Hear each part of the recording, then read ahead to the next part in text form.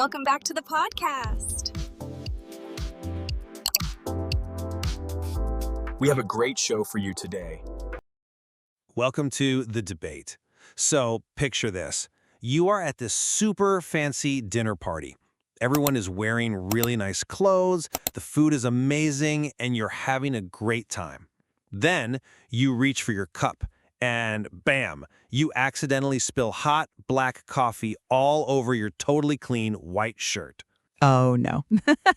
That is literally my worst nightmare. Right? It is the absolute worst. Have you ever felt that? Yeah, me too. But think about that exact second. What does the voice in your head say to you?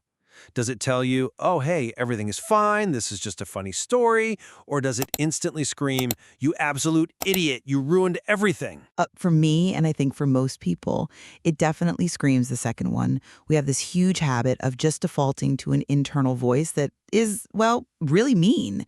You know, when we talk about human endurance, we always talk about physical limits, right? Like a runner getting tired.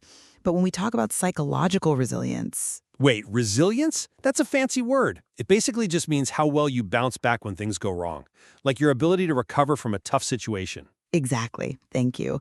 When we talk about how we survive our own failures, it gets really confusing. And that is the core question for today's debate. We are looking at how humans actually grow, how we learn complex skills, and how we handle stress. Yeah, and there are two very different ideas here. On my side, I argue that the real engine for personal growth is positive belief, meaning you actively expect and feel good things will happen. And I come at it from a different way. My position is that the actual mechanism for growth is not positivity at all. I argue that the true engine is emotional neutrality. Basically, the mindful tolerance of failure without any judgment. You just look at the facts. Right. And to be clear, when I say positive thinking, I am not talking about like superficial happiness. Wait, superficial? That's a fancy word, too. It basically just means fake or only on the surface, not deep. Good catch. Yeah, I don't mean fake, toxic positivity. I mean real scientific frameworks. So let's jump right in. I think positive emotion literally changes how your brain works. There's this really cool idea from a researcher named Barbara Fredrickson. It's called the broaden and build theory. Broaden. That basically just means to make something wider, right? To open up. Exactly, to open up. Think about our biology. If a caveman sees a tiger, negative emotions like fear make his brain narrow. His vision shrinks. He only focuses on one thing, which is running away. But when we feel good, our brains do the exact opposite. They broaden. They open up. So you are saying joy makes us literally see more? Yes, we notice more things in our environment. When we talk to people in a positive state, we actually listen to understand them, not just waiting nervously to reply. Active positivity creates a safe space in your brain. It moves you from being defensive and closed off to being open and connected. Okay. That is a foundational concept, sure. But, well, when I look at those exact same mechanisms, I see a totally different engine at work. The most powerful examples of bouncing back don't actually show positive thinking.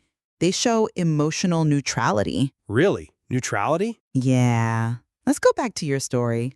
The person spilling coffee on their date. Poor guy. Right. So the brain's first response is that narrow panic mode you just talked about. I am an idiot. The date is over. I will die alone. The tool that saves this person is not pretending the coffee stain is a good thing. Well, obviously not. Right? You don't say, oh, coffee stains are high fashion now. That is silly. The tool that saves them is mindfulness. And mindfulness just means naming what you feel without judging it. So just stating the facts in the room? Precisely. You just take a breath and say, I'm embarrassed. My shirt is stained. I feel awkward. You just say the reality.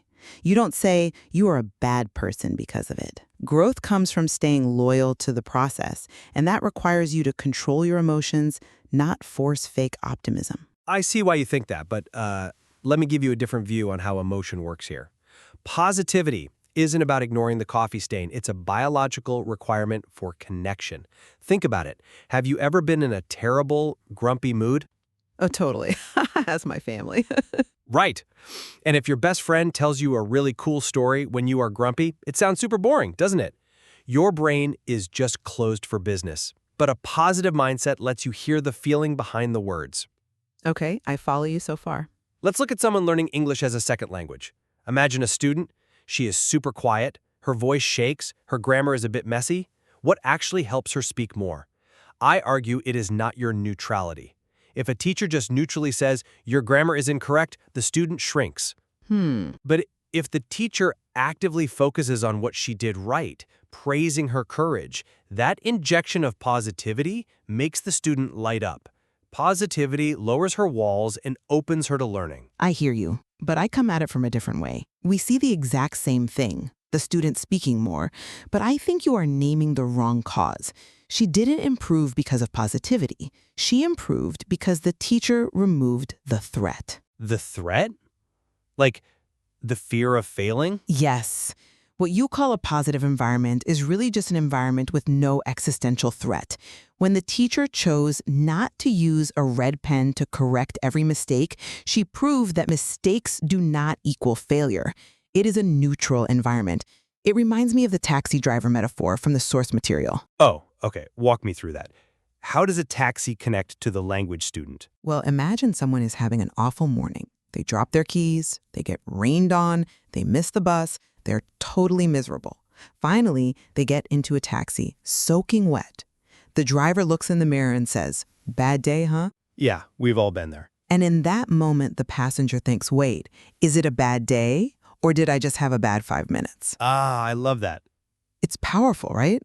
But notice, that is not a positive thought. Positivity would be saying, getting rained on is wonderful because it waters the trees, which is exhausting. Laughs. Fair point. Realizing it is just a bad 5 minutes is an objective, neutral observation. You put the bad event in a box. It stops being a bad life and goes back to being a bad 5 minutes. The language student spoke more because she realized the classroom was safe, not because she felt pure joy. Okay, wait. I am struggling with that a little bit. If I just neutrally accept that my English is bad or that I am having a bad 5 minutes, doesn't that just make me lazy? Like I just don't care anymore? Not necessarily. No, let me finish. Absence of threat is a good starting line.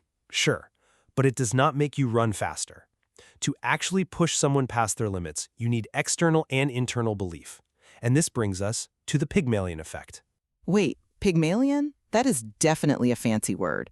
It basically just means that when people expect you to do well, you actually perform better. Exactly. It comes from an old myth, but in psychology, it is huge. Why does our brain react when someone else believes in us? Because when a teacher expects you to succeed, they change their tiny face movements, their micro expressions. Right, the subconscious cues. Yes, they give you an extra second to answer, they nod more. Your brain sees these signs of safety, and it literally lowers your stress hormone, cortisol.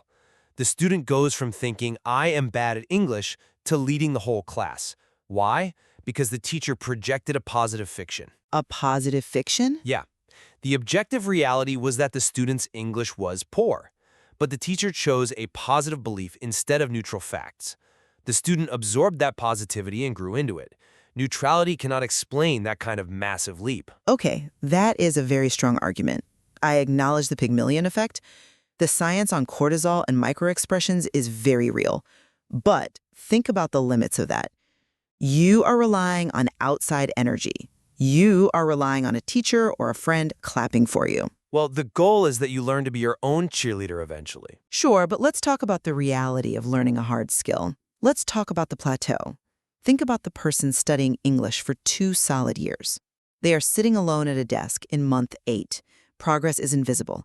They are listening to a podcast they still cannot understand. Yeah, that is a tough spot to be in. Exactly. And no one is in the room to nod at them or give them microexpressions. The Pygmalion effect disappears in that room.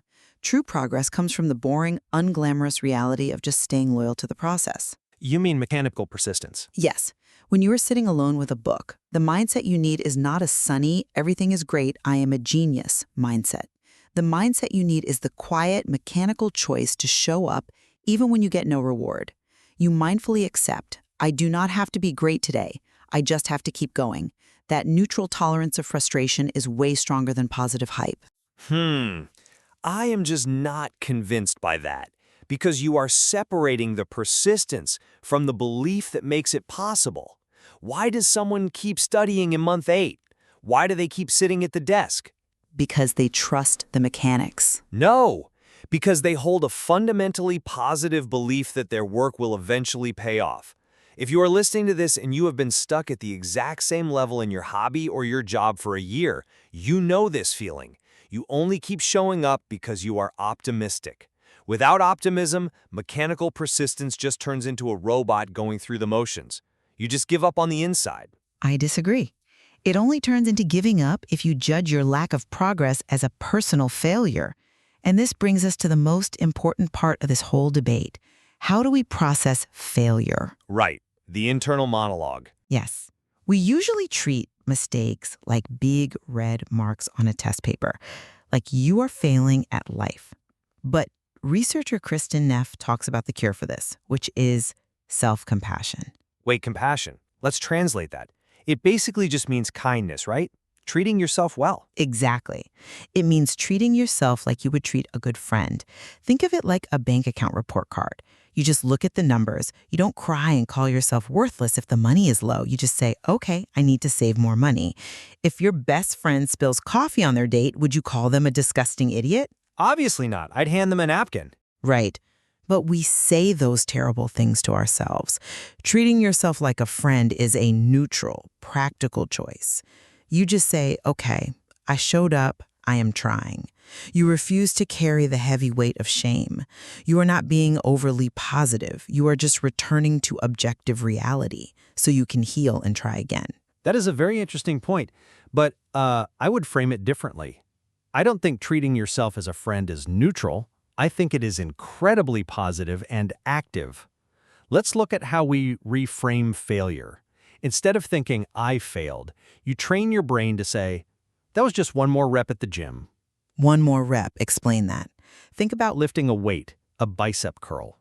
You're not just moving metal up and down. You are actively putting stress on the muscle to cause tiny tears in the fiber. You have to cause that biological damage so the muscle grows back stronger. Okay, I follow the biology. So apply that to speaking English. The moment you say the wrong verb and you feel that hot blush of embarrassment, that is the tiny tear in your brain's muscle. By calling it a gym rep, you are not just neutralizing shame. You are actively giving the pain a positive value. You transform failure into a necessary step forward. That is the real power of positivity. It turns failure into fuel. Neutrality stops the bleeding, but active positivity builds the muscle. But the huge risk there is delusion.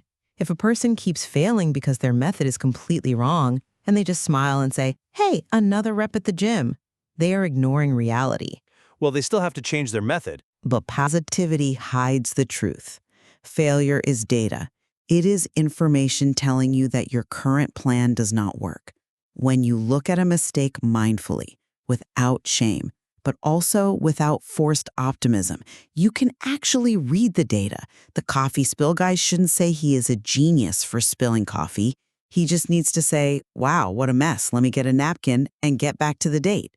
Neutrality lets you read data without an emotional filter. I completely agree that feedback is data. But humans are not computers.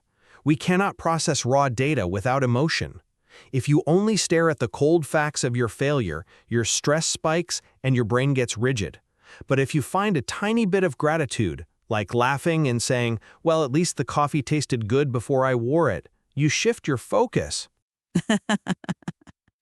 Laughs. Well, sure. That laugh lowers your stress. It opens your brain just like the broaden and build theory says, and lets you actually see how to fix the problem. Positivity is the tool that makes the hard data easy to swallow.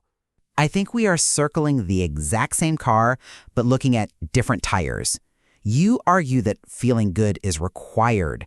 I argue that simply not feeling bad, suspending the negative judgment, is what stops the panic. You don't need joy to avoid panicking. You just need to observe the panic without making it your entire identity. Well, as we step back to summarize today, I just keep returning to the power of our internal story.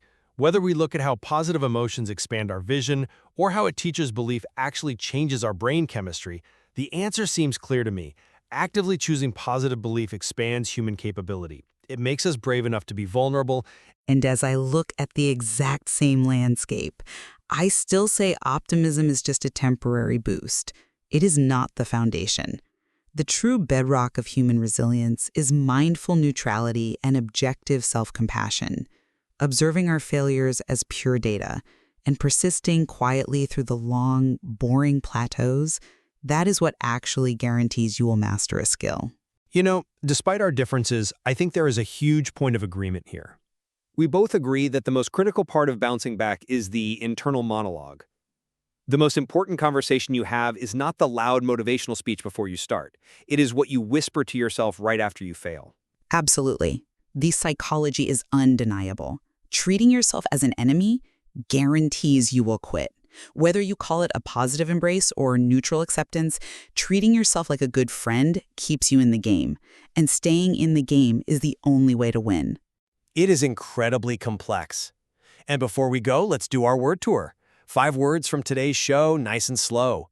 First, resilience, bouncing back from a tough situation. Second, superficial, fake or only on the surface. Third, broaden, to open up or make wider. Fourth, Pygmalion, the effect where someone's belief in you makes you perform better. And finally, compassion, kindness, treating yourself like a good friend. Perfect. So, the next time you face a setback, pay attention to that voice in your head. Are you using positive belief to pull yourself forward? Or are you using mindful neutrality to read the data? There is always more to explore beneath the surface. We leave you to ponder the intricacies of your own mind. Until next time.